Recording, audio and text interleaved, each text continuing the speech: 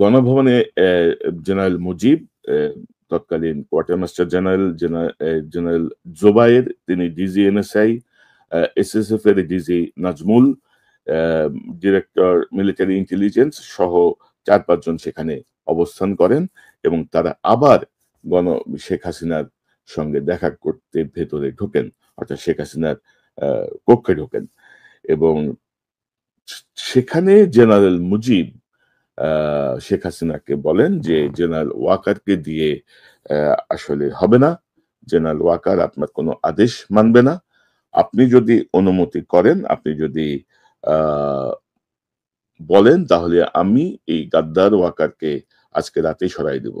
আমরা কোনো একটা পরিস্থিতি তৈরি করে ওয়াকারকে সরাই দিব, এরপরে আপনি আমাকে চিফ বানাইতে পারেন অথবা জেনারেল সাইফুল আলম, যিনি তখন এনডিসিতে ছিলেন, তাকে চিফ বানাইতে পারেন, আপনার ইচ্ছা। তবে আমরা ওয়াকারকে না সরালে এই পরিস্থিতি আমরা নিয়ন্ত্রণ করতে পারবো না। তো শেখ হাসিনা তার সম্মতি দেন। শেখ হাসিনা তার সম্মতি দেওয়ার পরেই জেনারেল মুজিব সিদ্ধান্ত নেন যে যা করতে হবে রাত ৩টার মধ্যে সব সম্পন্ন করে নিতে হবে এবং জেনারেল মুজিব বলেন যে এই পরিকল্পনা আমি করছি, আমি দায়িত্ব নিচ্ছি এবং সেখানে আর্মির আরেকজন কর্মকর্তা, আরেকজন গোয়েন্দা কর্মকর্তা শেখ হাসিনাকে বলেছিলেন যে ওয়াকার সাহেব সরে গেলেও কোনো সমস্যা হবে না, আর্মি যেভাবে আছে সেভাবেই থাকবে, আপনার নিয়ন্ত্রণেই থাকবে। সো ওয়াকার সাহেবকে সরালে আমাদের পক্ষে কাজ করতে সুবিধা হবে। এবং আপনারা বোধহয় একটু জেনারেল মুজিবের ছবিটা যদি আপনাদেরকে একটু দেখাই, আপনি দেখেন এই গাদ্দার কিন্তু আবার পালাইছে, কিন্তু এই গাদ্দারকে আবার পালিয়ে যেতে সহায়তা করা হয়েছে এই সাম্প্রতিক সময়ে। আমি আপনাকে বলি, এই যে হচ্ছে জেনারেল মুজিব, এই জেনারেল মুজিব মূল পরিকল্পনাটা করে এবং জেনারেল মুজিব এই পরিকল্পনার পরপর, যেহেতু কোয়ার্টার মাস্টার জেনারেলের আন্ডারে কোনো ফোর্স নাই, অর্থাৎ কোনো কমান্ড নাই, সে তখন 46 ব্রিগেডের তখনকার যে কমান্ডার ইমরান হামিদকে ফোন দিয়ে বলে যে আমার 4 কোম্পানি সৈনিক লাগবে। তো ইমরান হামিদ তাকে বলে যে আমার পক্ষে তো এই মুহূর্তে 4 কোম্পানি জোগাড় করা খুব মুশকিল। তো পরবর্তীতে সে 2 কোম্পানি জোগাড় করার ব্যবস্থা করে এবং ব্যবস্থা করে তাকে নির্দেশ দেয় জেনারেল মুজিব যে তুমি আর্মি হেডকোয়ার্টারের আশেপাশে আর্মি হেডকোয়ার্টারকে ঘিরে অবস্থান নাও। আর্মি হেডকোয়ার্টারের নিরাপত্তা বৃদ্ধির নামে এই পদক্ষেপটি নেওয়া হয় এবং সেখানে প্ল্যান ছিল যে এর মধ্যে মুজিব এনটিএমসি জিয়াকে ফোন দিয়ে বলে যে আমি হেডকোয়ার্টারের দিকে আসছি, হেডকোয়ার্টারের দিকে আসলে আমি ভেতরে ঢোকার আগে তোমাকে ফোন দিলে তুমি বের হয়ে আসবে, তোমার সঙ্গে আমার কথা আছে।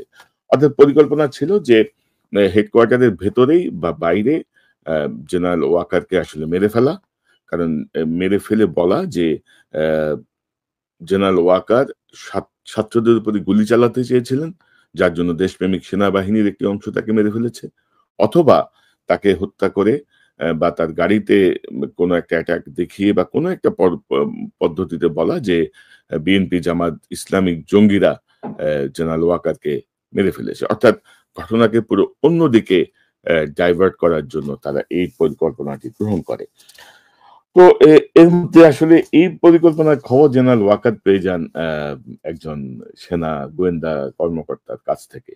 অর্থাৎ গণভবন থেকে বের হতে হতেই জেনারেল ওয়াকারের কাছে আসলে এই খবরটি চলে যায় এবং জেনারেল ওয়াকারকে তিনি রিকোয়েস্ট করেন যে স্যার আপনি আপনার মতো করে কোনো একটা পদক্ষেপ নেন, কারণ এই হচ্ছে দ্য সিচুয়েশন। তো জেনারেল ওয়াকার তখন তার দেহরক্ষী, তার ড্রাইভার এবং খুব সম্ভবত 1 জন বা 2 জন সিকিউরিটির লোককে সাথে নিয়ে তার গাড়িতে বা অন্য একটা গাড়িতে করে ক্যান্টনমেন্টের ভেতরেই একটি সিভিল বাসায় যে সারা রাত সেখানে অবস্থান করেন। তার সাথে তার টেলিফোন, তার আশেপাশে যা ছিল সবার টেলিফোন বন্ধ ছিল, অর্থাৎ কোনোভাবে তাকে ট্র্যাক করতে পারেনি এবং তিনি ভোর 7টা পর্যন্ত ওই বাসাতেই ছিলেন। আমি দুজনের কথা জানি, কিন্তু আমি আসলে যোগাযোগ করতে পারিনি তাদের সাথে, বাট ইট কনফার্ম নিউজ যে তিনি ক্যান্টনমেন্টের ভেতরে কোনো সাবেক কর্মকর্তার বাসায় অথবা কোনো বেসামরিক কোনো ব্যক্তির বাসায় তিনি সারা রাত অবস্থান নেন এবং জেনারেল মুজিব সহ যে বাহিনীটি এই ঘটনা ঘটাতে চেয়েছিল তারা রাত ৩টায় যেয়ে ঢোকেন আর্মি হেডকোয়ার্টারে। অর্থাৎ এই যে 46 ব্রিগেডের ইমরান হামিদকে দিয়ে কোম্পানি মোবিলাইজ করা, তারা বোধহয় ৩০০ সৈন্যের ২ কোম্পানি ডিপ্লয় করেছিল আর্মি হেডকোয়ার্টারের আশেপাশে এবং আম জেনারেল মুজিব আর্মি হেডকোয়ার্টারে ঢুকে দেখেন যে জেনারেল ওয়াকার নেই এবং কেউ জানে না উনি কোথায় গেছেন। তার মনে হলো যে তিনি হয়তো আম কেউ জানলেও হয়তো বলছে না যে জেনারেল ওয়াকার কোথায় আছেন। তো এরপরে যেটা হয় আ আ এই এর মাধ্যমে আসলে ভেস্তে যায় জেনারেল মুজিব এবং হাসিনার যে পরিকল্পনা ছিল জেনারেল ওয়াকারকে সরিয়ে মুজিব আর্মি চিফ হিসেবে বা general Saiful Alam army chief হিসেবে একটা ভয়ংকর ক্র্যাকডাউন করবে। সেই পরিকল্পনা ভেস্তে যায়। এবারেকে যেকোনো মূল্যে ঠেকাতে হবে ইত্যাদি, ইত্যাদি এবং আসলে শেখ হাসিনার সামনে সবাই জি স্যার, জি স্যার বলে একমত হয়ে বের হয়ে আসে। তো গণভবনে শেখ হাসিনার কক্ষ থেকে বের হয়ে আসার পরে আ জেনারেল ওয়াকারের কাছে সিদ্ধান্ত জানতে চায় আ উম জেনারেল মুজিব যে এখন পরবর্তী সিদ্ধান্তটা কি হবে? মুজিব তখন কোয়ার্টার মাস্টার জেনারেল এবং তার ঠিক আগেই জেনারেল মুজিব কিন্তু শেখ হাসিনার এসএসএফ এর প্রধান ছিল। তো জেনারেল ওয়াকার বলে দেন যে, "না সিদ্ধান্ত যা ছিল তাই। সিদ্ধান্ত ছাত্রদের উপরে গুলি চালানো যাবে না। শুধু জানমালের নিরাপত্তায়, স্থাপনাগুলো রক্ষায় সেনাবাহিনী কাজ করবে।"